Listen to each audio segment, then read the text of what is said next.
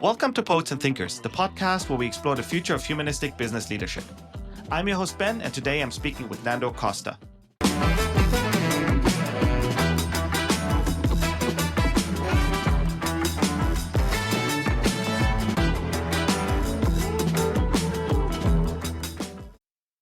I've been looking forward to this conversation for a while. It all started with a burning question I had. Why does one of the world's most influential visual designers create more than 25,000 AI-generated images and then walks away? Nando Costa is a Brazilian-American artist turned designer living in the Pacific Northwest. With over 25 years of experience leading design teams that have defined the visual language of our digital world.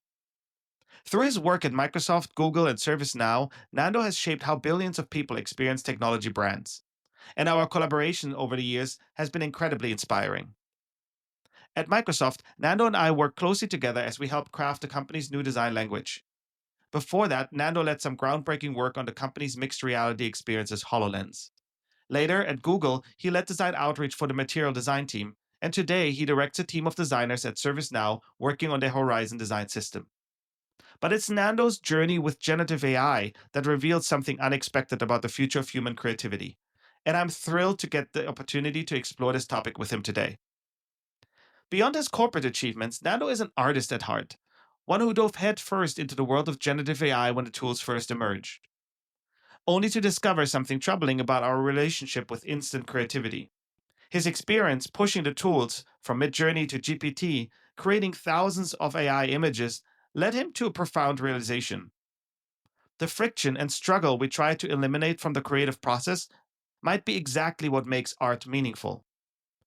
This is a conversation about creative slot machines, slow photography, and the irreplaceable value of the human touch in an increasingly automated world. Nando, where does this podcast find you? I am on Bainbridge Island off the coast of Seattle in the Pacific Northwest. Yeah. It's so great. Every time I see a photo or video that you post, I get a little envious, given that you have the water and the waves right in front of your doorstep, which is awesome. Why don't we get started? And you tell us a little bit about yourself, who you are, what you do, and then we'll dive into the many questions I have for you. Sure, yeah. In practice, I'm a designer. I started in print and motion, did all the motions, right? All the stages, and found myself working in UX these days. And where we met at Microsoft. So that's one of the companies, but worked at Google as well. And now I work for a company called ServiceNow. And so I'm in that space of user experience, which today is all about AI. But deep down, I see myself more as an artist. At least I like to think of it that way. And I try to bring some of those flavors into the design work that I do, and more into the personal work that I do at home as well. So, in terms of the art and the design work that you've done, and many people that might listen to this have seen your work, even if they might not know that consciously, but you have really shaped the look and feel of many of the big tech companies, certainly, and through that also inspired, I think, a lot of up and coming designers to follow that aesthetic and general approach that you've laid out. And having worked with you, it's been incredibly inspiring for me personally. So before we dive into all of that work, I am really curious because you were really one of the first people that I talked to and have seen really dive into generative AI as part of the artistic practice, creative practice, very, very early on when, models became available, when interfaces were really text-based and really kind of crude and cumbersome and all of that. And you really lean into that in a lot of different ways for still images, for moving images. And I know you publish a lot of your work, you wrote a lot about your explorations. Tell me a little bit about, your early experimentations, your experiences with all of this generative AI stuff. And then, we'll jump off from there. Yeah. So at the time when the tools started popping up, I happened to be at Google, and Google, I think, has a pretty awesome approach to the tools that they're developing, where employees can just immediately have access to things or request access, and it's a very open culture. So I I benefited from that and got to use some of their internal tools. But at the same time, tools were popping up externally. So Midjourney was the one that was standing out the most. Of course, Dali probably was the first one that really saw a lot of recognition. And I found it, I was attracted to that. To me, it just felt like another ingredient, another set of tools to play with. I've always been somewhat of a restless creative that I get bored using the same tool over and over. So process Mhm. for me always mattered a lot, and that seemed like a new process to go and investigate. And so I did get sucked in. Not probably, but I know I've created at least 23, 24, 25,000 images, Wow. using these tools. And, you know, am I proud of creating that much? Probably not. There's a lot of wasted time looking back, but it did give me a more interesting perspective, right? At the time, it felt really like a provocation, right? We're creating this literally with these instructions, go into a machine, seconds come back. There's this, looking back even, it feels more like a slot machine, right? Hmm. There's this addictive quality to using it. I don't know if you felt that, but I think I I do just, do. Yeah. We can yeah. dive deeper into that in a second. But Yeah. yes, absolutely. Yeah. But I think if thinking about this question and in this space in general, and if I were to look back, I remember this is what the 90s. I was living in Brazil and I went to São Paulo, Biennale, and there was one installation where you walk through a hallway. I don't remember the artist's name, but it was a glass hallway. So it was a large room, but they had closed both sides and you had to walk through the room. And there were two robots, robotic arms, that were shooting uh, paint right at a wall at a distance, at the opposite wall away from you. Actually, in fact, it was the other way around. The machines were further away from you and they would shoot paint at the glass. And it was unpredictable. The time between each shot was, it would vary. And as you're walking through, you'd see all that chaos. All of a sudden, you feel that shot, right? And there was an aspect of automation to that I found fascinating, not so much because it was a robot, but because there wasn't anyone behind it. And Hmm. the human was sort of somewhat hidden underneath that mechanics. And even more, if I look at the work of Theo Jensen, I think is how I pronounce his name, the Dutch sculptor that makes those I think he calls them beasts, these machines that are wind powered, right? And they kind of Hmm. fall through the beaches of Holland. Of course, there's a lot of building that goes behind that, and of course has to put into place, and the wind pushes it away. Even in the design of the machine, there's something implicit in how it looks and feels and the sound it makes that Hmm. screams at you automation. And so I've always felt like this idea of art, right? That someone is not painting or sculpting or performing. It's a thing that's happening in front of you, and there's no human intervention per se. That to me always felt like this is really cool. And I would just close by kind of getting to a point that I think aside from these two examples I just gave, really going back to AI, I now really felt like towards the end, and why I kind of stopped creating so much with it, is that it finally clicked. There's lacking so much artistic depth, right? You can create all these things. There's that jolt of like satisfaction, much like a slot machine, right? Where that rush at the beginning, I don't know, I would imagine I'm not thankfully addicted to that. But I imagine over time it loses its reward, right? And over time, I'm Hmm. like, what is this for? So nowadays, I still use out of curiosity and out of information and for my job. I just want to be informed, but less so much about the artistic qualities of the images and videos themselves. Yeah, and I'm really interested in that part too, and I'll ask you about that as well. But just to the first point here that you're making, I think that's incredibly fascinating because I've gone through a very similar kind of cycle of exploration, also realizing the kind of addictive quality of that instantaneous, you put something in, you get something back, and it's not terrible at all. Like a lot of the output now is actually really, really beautiful, but it lacks the depth. And I think Mhm. once you are a little bit tuned into, in actual artistic practice, I think get to at least question the quality of what you're getting back. And it's, I've tried to look for analogies over the last year or two now. And I think it's somewhere between this hyper fast fashion and fast food. It's like equally lacking nutrition, You're right. in a lot of ways, and certainly polluting the planet. And I think in terms of artificial intelligence and generative AI, the pollution is both real in the terms of like energy consumption, all of that, right? That's not talked about broadly that often. Certainly not in the kind of tech hype cycle narrative, but also in terms of what it gives us as humans. So that's one of the many reasons I wanted to have this conversation with you, because I think there's something there that we'll need to explore and figure out how do we leverage this certainly extremely powerful technology for good, but also where do we draw the line and say, okay, this is not serving us or the planet, the world that we want to create in the way that it can be maybe abused, or maybe in itself we're not even aware of the way that it's not, for the lack of a better analogy, nutritious to us. Which sort of brings me to a conversation we just had earlier online in comments about a post that John Maeda put out about time as a critical ingredient in making art, and especially infusing meaning into art. What's your take on that? Well, I've been ruminating on the topic of time and how, how much time I should and it's worth devoting to art. And I think just to kind of connect to the other point that you just made, right, about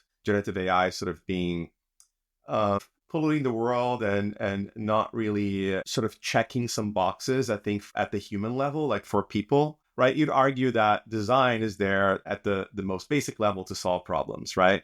And on the other side, art, it's kind of like a conversation, right? The person has something to say, to express, and then for myself, and for many others, it's really like a singular conversation.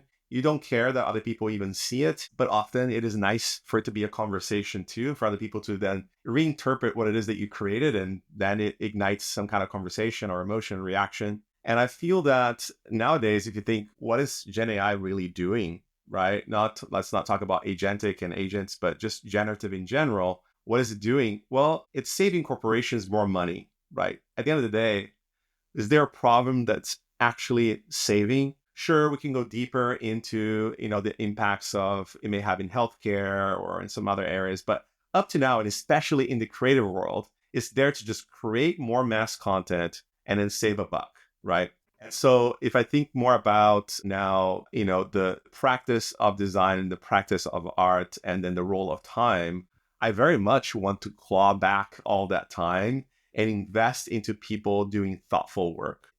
Gen AI right now, I think we need to move past the novelty aspect of it, right? Like it's, what is lacking is our ability to really clearly have something to articulate, like what is the what that we're trying to really say with whatever we're creating. It's really difficult to engineer that in Gen AI right now to give answers that are aligned with the what you want to say. And Right. part of the creative process is also figuring that out through time, right? I think I had this conversation with actually some design executives a few weeks ago about the value of the struggle through the creative process, right? It is incredibly Yeah. important that we learn to accept the discomfort and uncertainty Friction. that comes with, yes, the friction that comes with the creative process, and use that to have that conversation that you mentioned first and foremost with ourselves, so that we can then bring it to the outside world. And that is equally as important in the design process as it is in the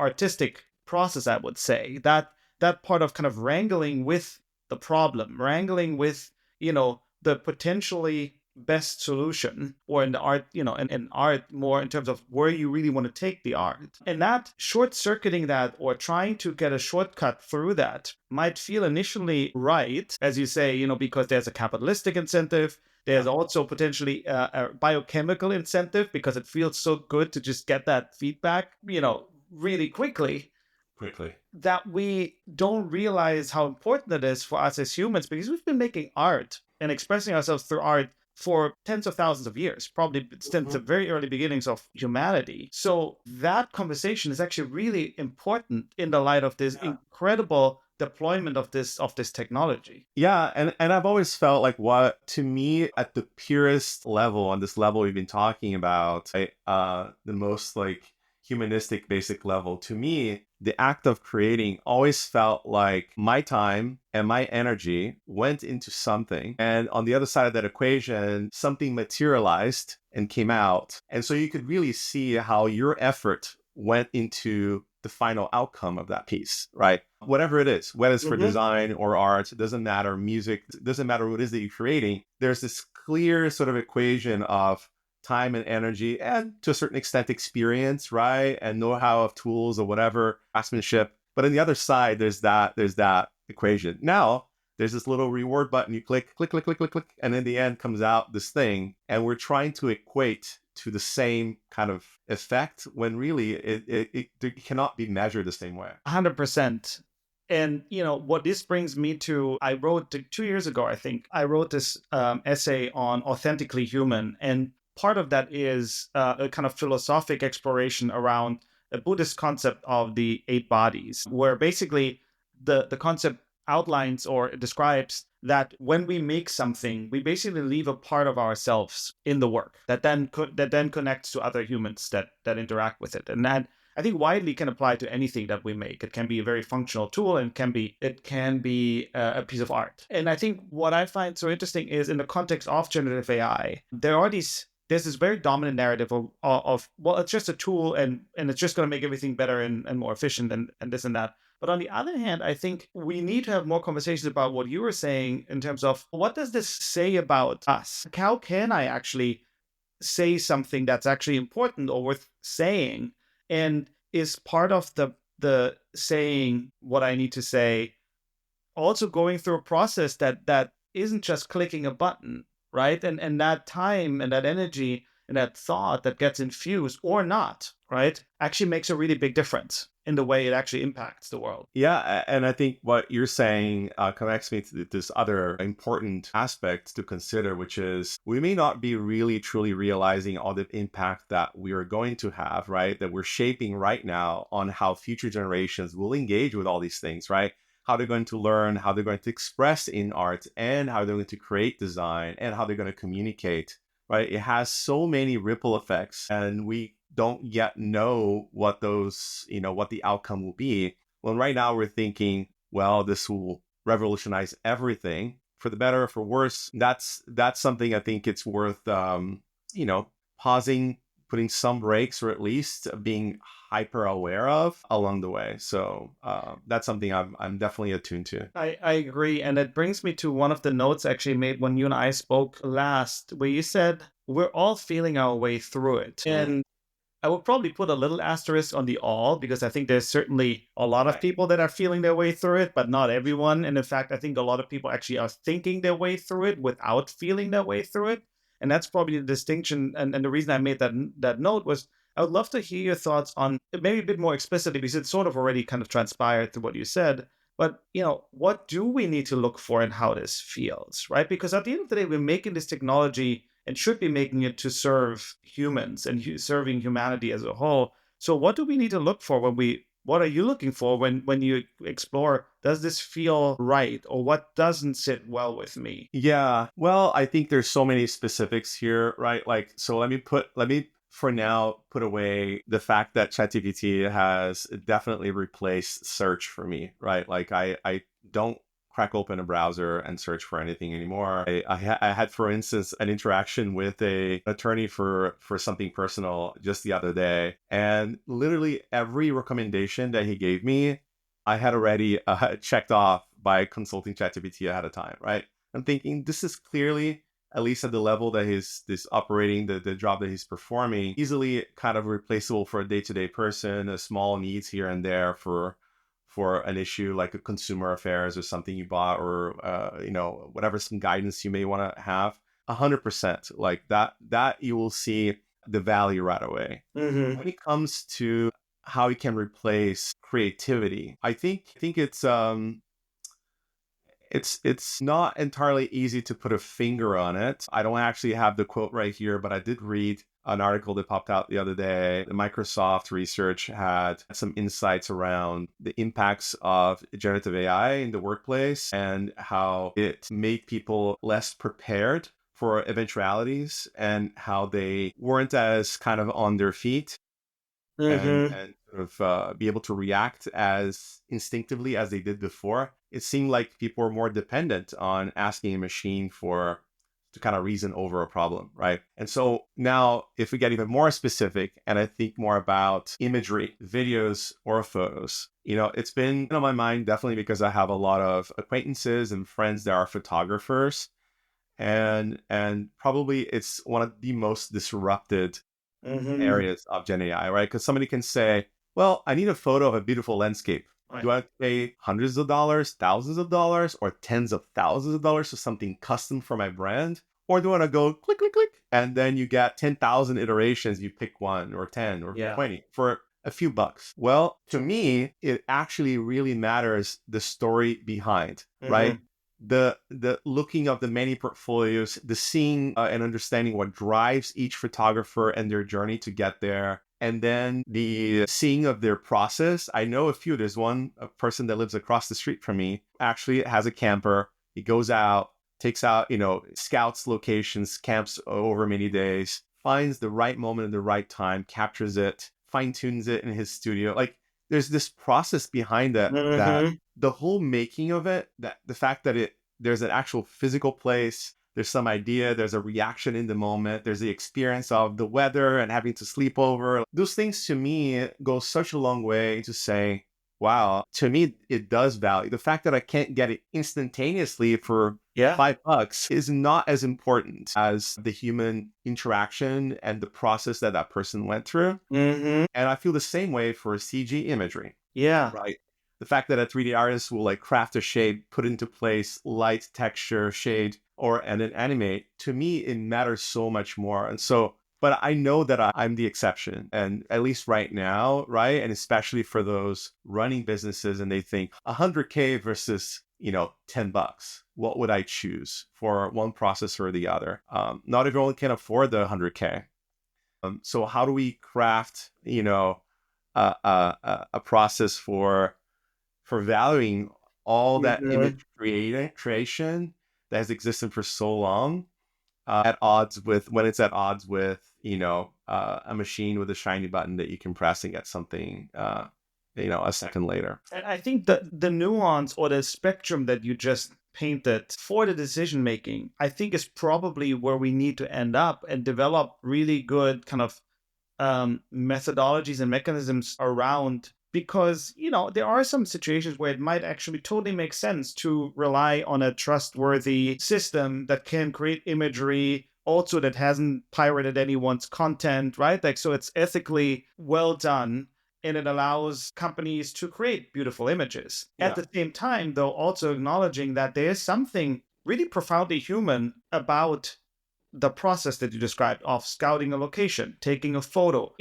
crafting all sorts of stories that we ultimately resonate with as humans. Mm-hmm. And in that light, I think these conversations themselves are so rich and useful because the dominant narrative is not that. And also another thing that this made me think about was it's really interesting. My students, for example, and I think is a general phenomenon around that Gen Z and maybe even Gen Alpha generation, how much they go back to connecting to artifacts that have more of that, real world connection, from film photos to, vinyl sales, I think at an all time high. Right. Walkmans and cassette players. And that's really, really fascinating because I think it's not just a trend for trend's sake. I think it's one of those things where it really, those are artifacts of the real world.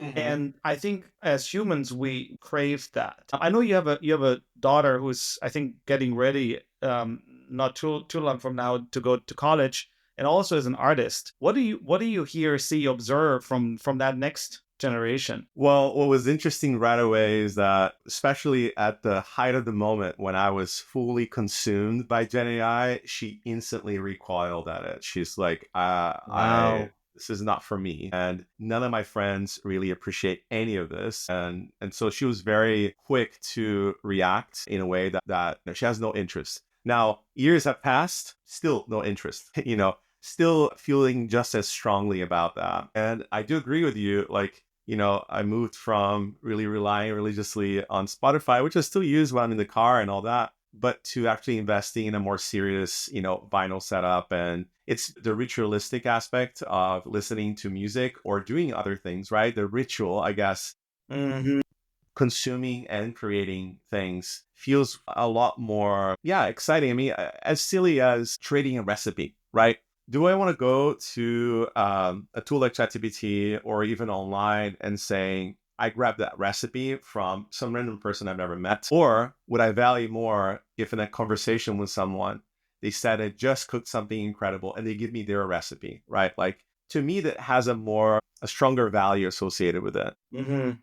Now, for her, coincidentally, she happens to be really interested, at least in the moment, about both ceramics and photography, right? Photography is, as we talked about, it's about experiencing something in the real world, seeing people, seeing places, things, Mm-hmm. capturing them in interesting ways. And then ceramics is about shaping a hunk of clay, right, into an object that has now a renewed meaning for you and for other people. And so it's interesting talking to her about this as she goes into the art field. Sometimes the reaction around us is to say, art is dead. Artists, no longer, you can't make a living doing that. And I think what's interesting to remember is that, art has always adapted around technology, right? Like back to photography early days, I learned in the dark room with Mm-hmm. physical films and projecting and, enlarging photos. And now, everyone has one of these things and can take great photos. It's not the same as that whole process we're talking about, and definitely not the same as imagining a photo and telling AI to go create for you. But I do remember, how all the stages of digital photography, of cameras, whether it's red camera or phantom camera, all the digitization of photography and filmmaking, and it hasn't stopped people from creating great things. It's more about the perspective that you bring, right? When you have something to say about a certain thing, the originality is, I think, what's going to matter. And so that's something I continue to cement in for her, and also seeing that she picks up on it right away. That's her point about not being excited about AI because it's just not original. Mm-hmm. That's fascinating. And part of the reason I started this series of conversations on this podcast is because I believe that the art challenges the technology and the technology inspires the art, or the other way around. This, paraphrasing John Lasseter's quote, is so incredibly important, and especially in a time like this where we're in major transformation. Certainly, one being a major technological transformation is so important to bring the artistic perspective that challenges our own sense of humanity into all of that, and I think younger generations are a big part of that, and give us a really good indicator of where things should go. And certainly us currently making a lot of those decisions, as you said at the very beginning, that I believe we need to take really seriously the responsibility that comes with that. The other question that this brought up to me, and I'm not sure if we can find an answer, but I would love to hear a take, is especially when we're looking at children, younger generations, high school kids that are about to go into college. A lot of what we just talked about is something that, and maybe the analogy with the fast food certainly might hold true here, is it's not evenly distributed, the access to that, right? So essentially your artistic and cognitive palette is shaped by whatever you are surrounded by. I wonder if and how we could change and expose more children to the artistic process, because when you look at our education system, it certainly doesn't do a good job at building the creative confidence in children across the spectrum, right? In fact, most of our education system is built around the ideas of industrial revolution, of predictive outcomes, repetitive, tasks, and all of that. So as we are born creative through the education system, a lot of the creativity is kind of trained out of kids. Any thoughts on that, and how to, because you've also grown up in different cultures, how to think about the exposure to the creative process, and any ideas on how we can bring that more to children? I don't know if I have a direct answer. I think the thoughts that come to mind are, well, critical thinking really matters. And, the ability to create endless variations on any given topic doesn't contribute at all to that, right? And back to sort of the point I was making about specifically my daughter, she happens to be really interested in physical things. And that's a really good reminder. Just because we have great digital tools, it doesn't mean that that should be the very first answer, right? That at least let's begin with the assumption that the physical world still matters, right? And so if we begin there, then I think everything else kind of falls into place. And then gradually, right, you insert digital tools to aid, right, in the creation of something specific. And over time, then you realize it's just another tool in my tool belt rather than I am worthless without these tools. Yeah, which is sort of what you also kind of quoted earlier about the Microsoft research of, we need to equip children, young adults, but also professionals still with the critical thinking skills and the kind of foundational skills so that they can determine how to use any new technology, any new tool in the best way to serve people in the real world. Exactly. Yeah. And so for me, I think remembering that I'll give an example back in photography, and that this might help sort of allude to what I'm thinking. As I witness cameras evolving so rapidly and becoming, faster at taking shots, the ability to take 10, 15, 12 shots, in a second, did that mean that all those 10, 12 shots were incredible? Well, most of the time they really weren't, right? You point and shoot and you get that volume back. But I could tell right away that at least I, in reviewing my own shots, wasn't appreciating them as much. Eventually, as I shifted over to manual focus, I would have to really kind of get in the moment and breathe. And I refer to that as sort of slow photography, right? Which is, it's not the moment I pick up the phone and go boom, boom, boom. It's just more of like, I'm in the space. There's something special about this space. And I would experience the space, and I still do this when I travel or when I feel in the mood to go out and photograph here. Can I feel, immersed in the space and experience it through my lens rather than pick up the camera as a tool to then capture and say that I've been here. And so I think the same can apply to other tools. It's the idea of getting the pen and paper or crafting even a logo, which, instinctively you think digital, but so much of it has to do with the ideas that are infused in the logo, not so much of, am I using the right vector tool? Do I have the right trend infused in the shape? And so I think that applies to all. It's just like, take your time, think, go out in the world, explore, consume, and your experiences will then help shape kind of your perspective and what else you have else to say, right, in whatever you're creating. I love that focus on really intentionality and mindfulness in really your own human experience that you can then bring into your work, which is, I think, a great way to summarize a lot of what we just talked about. I want to shift gears, but I think it really nicely connects because as a creative director, you have really, and I said this at the very beginning, given several of the big tech companies their look and feel. You've been instrumental in the work that you've done at Microsoft to really infuse the way the company is viewed, the products are viewed and experienced with a completely new modern touch. You've done a lot of that very similar work at Google, and now at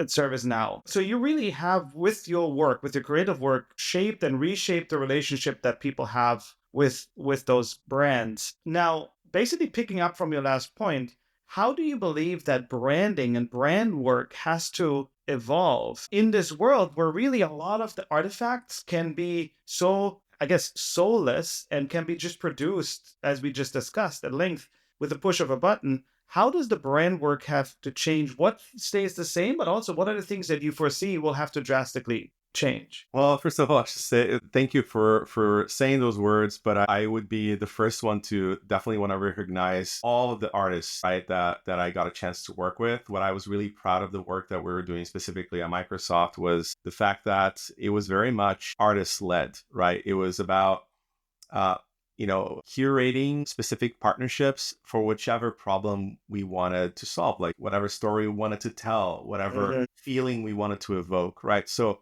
back to that earlier point, having a point of view and a perspective on where you want things to go, how you want to shape that narrative was really what mattered. And then the next stage really that made things really shine was then giving control to the artist and putting them in the same zone, right? But then allowing them to bring their own experiences and perspectives and processes, right? Like often it was about like really seeing how they went about their process, even though it was digital, that kind of brought more of that authenticity to the work in general. But kind of circling back a little bit, I think I'm not the first person to say that what matters in branding is probably storytelling and trust, right? Like, am I captivated by the stories that this company has to tell me about its products? And do I trust them enough to want to use their products, give them my money? And for me, that relationship is instinctive. It's always felt that way. I think, probably one of the earliest brands as a designer that I felt that way about was Nike. I think Nike has for so long had a really crisp perspective, a really strong editorial hand in everything that they made.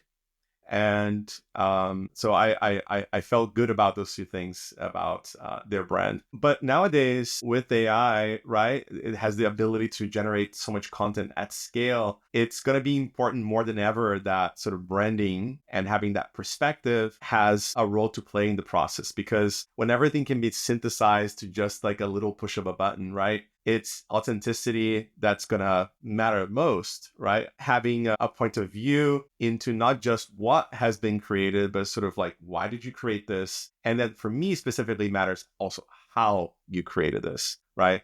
And so I think for companies that embrace AI in their branding process, having a strong point of view, not just about efficiency, but about meaning too, will go a long way. And I'll give credit to some friends of mine, Helga and Matthias. They run this small studio in Germany called Someform, and they've embraced the idea of automation in some client work they've done. But they've actually created essentially all of the rules and the design elements that will show up in this automation system that they create. But then they create the system, right? The tool that then generates the series of images, and gives that control to the client. So the client has the same feeling like they're saving dollars, saving money, being efficient, creating the moment, as opposed to saying, let me open a PO and hire this agency to go X. Instead, they can crack open the tool and go generate the thing they need. But instead, it's being crafted with a point of view that's already been kind of vetted and aligned to a strategy. And I feel like that's the way forward. Eventually, we might get there, right? Where there's an AI tool in the end, but really the input is much more human than what it feels nowadays. That's really interesting. And it reminds me a little bit of, I forgot who the client was, but Pentagram got a lot of public shit when... It was the US government. Exactly. I think it was the US government. I always thought that, but I wasn't 100% sure. But they got a lot of public outrage when they very early on proposed such a solution, which, again, if it is curated and if you control the input, might actually be more of a way forward. Because the other thing that I was thinking about in terms of, what could be the downside of leaning onto these tools is the just homogeneous outcomes that we're seeing already, right? Like you can, at this point, if you're somewhat, exposed to GPT generated LinkedIn posts from, potential influencers or even just executives on LinkedIn, then you read the sentence structure and you immediately, realize that that is a GPT generated article. So these artifacts of our own humanity will be really important. So like purely just kind of relying on what's there out of the box might not create those, connection points that you just outlined so well, because they have, you actually need that unique point of view, as you said. Yeah, I actually reshared that article and I posted on LinkedIn specifically the work that Pentagram had done. And for me, they stood out so much at the beginning of my career as an agency I looked up to, and they still to this day do incredible work. But what I felt it didn't sit well with me, specifically that project, because they were emulating, right, through a generative tool, very human gestures. Exactly. And I felt like it was at odds with the tool itself to say, I'm going to use this thing to automate this humanistic expression, right, into seemingly infinite creations, as opposed to, using it for something more authentically digital. And so I felt like it was just a missed opportunity to say, if this is the aesthetic you're after, why not then work with real people using real materials? And they did have a little bit of that in the beginning of their process to be, to give them credit, but it still felt like it was, the wrong use of the tool for the project. So it certainly brought up. I think it certainly brought up exactly those kind of questions, which given how, nascent the technology is and the methodologies we're building around it, can be both useful to stir the conversation, but also I agree it had certainly a negative aftertaste for me as well. And I think it is one of those things where I would hope that leading agencies, creatives, designers would really take more of a stance that goes beyond just the immediate commercialization or commercial use. And certainly at least be part of the conversation of, okay, here are the things that we don't know, or here are the things that we need to figure out, because they could potentially lead us down a path we want to be on. With that said, I have two more questions for you before we wrap. So the world will look very different in the next 10, 15 years from now. My question for you would be, as a creative leader, what do you envision as a future? And maybe to make it a little bit more kind of pointed and personal, we talked about, you mentioned, your daughter, she's also an artist.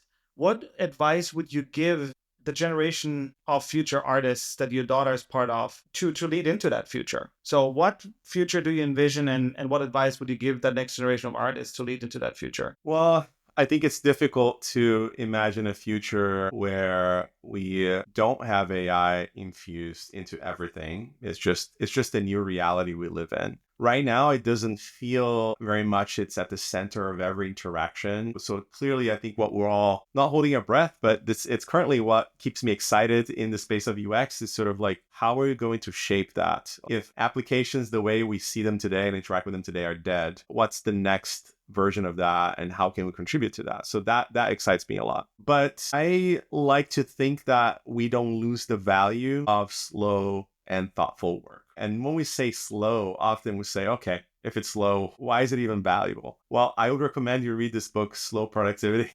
It's going to change my perspective a bit on this idea of speed versus, slowness, and that, really impactful work needs to be done fast, especially in the space of technology. You look at any job post nowadays, and I would be surprised if it doesn't say fast-paced environment, right? Everyone is very excited to say, this is a fast-paced environment. Great, let's go. Well, I wouldn't be so excited to join a company that, announces that so proudly, because I don't think it actually yields the best work. So I would say, more importantly, anyone that's leading any creative leader, I hope that we all continue to champion the idea of depth over speed, right? And Love for that. anyone managing a team, this is the biggest point of friction, right? The business and leadership sees these impeding or this incoming threats or needs or,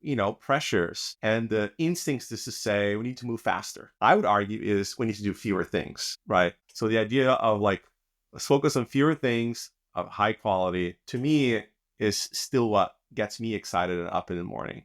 And then along with it, I would say originality over optimization. AI is all about, we're going to optimize all these processes. Great. But what's left behind, is it more original? I argue it's not. And so even if there is a lot of friction in human-to-human interaction and alignment and all of that, I would argue that along the way, there's more originality perhaps infused into it. And that's not always true if you're trying to make decisions with like 20 people, right? But arguably, if you're saying, half of our processes are automated, does it remove some creativity and originality from the process, especially in the creative field? 100%. So I'd say let's make sure in the future I want to imagine is a future where true human creativity, right, is special, right? And that, as we're saying earlier, we kind of encourage and actually try to infuse some deliberate friction in the creative process. So it's not everything is just easy now. Press a button in Figma, new app renders in front of your eyes, go onto some image creation tool, press a button. You no longer need even to think, what kind of thing do I want to imagine and iterate and suffer through a little bit to get to the other end. One of the things that has made me think is we're often sold this idea that friction is bad because it slows down, which friction does, right?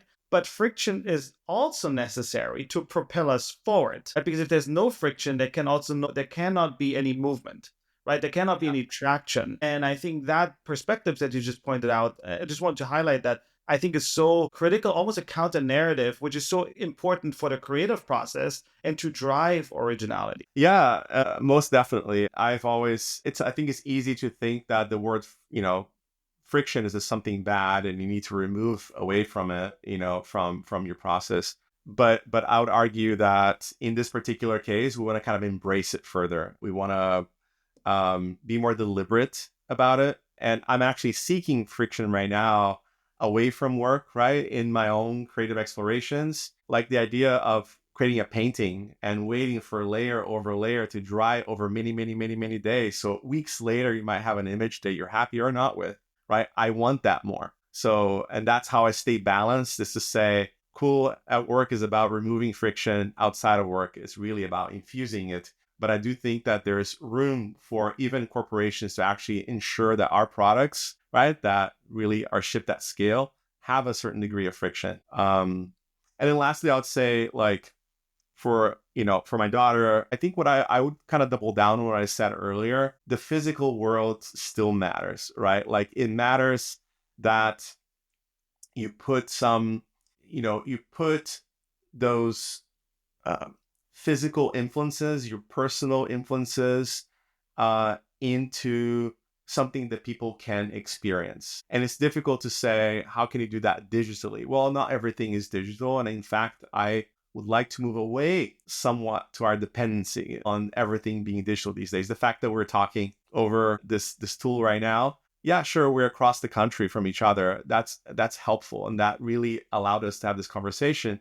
I'd much rather, be sitting in the same space as you. So as much as we can do more of that, just not because it's convenient, even if I'm next door to someone, I would rather kind of embrace those physicalities more, especially in things that we're creating. Yeah, and I think there's a component here that is so critical, and I agree with also teaching this to my students, to our children, that is that human to human interaction in the real world. We're in the same space. You can sense people's responses. You can make the same object rather than looking at it as a replication on two screens, right? You're looking at the same thing, piece of art, product, whatever it is that you're making. And it reminds us of the fact that we share this world that we live in.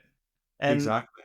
I sort of remember how that was for me being in art school and being able to make things with other people in the same studio. It's incredibly powerful. Bringing that sense and enhancing that sense, I think, is, especially in the times now where we're so divided, so polarized, just a critical cultural, way of being together that we really need to cultivate. So I think it was a really powerful reminder. With that said, we're at the end of our time, and I want to thank you, Nando, for this really inspiring conversation. I mean, I've been a fan of your work, of you as a person. I've loved working with you for many, many years, and I believe that people will walk away feeling very similarly after this conversation. So thank you for your time. And we'll link to all your work, also hopefully your personal artwork, which I think some of it is online. And hope to see you and hear you again soon. Thank you so much, Ben. I feel the same way, so I really appreciate the chat with you, but hopefully we'll see each other in person soon. Thank you. All right. That's this week's show. Thank you for listening to Poets and Thinkers. If you liked this episode, make sure you hit follow and subscribe to get the latest episodes wherever you listen to your podcast.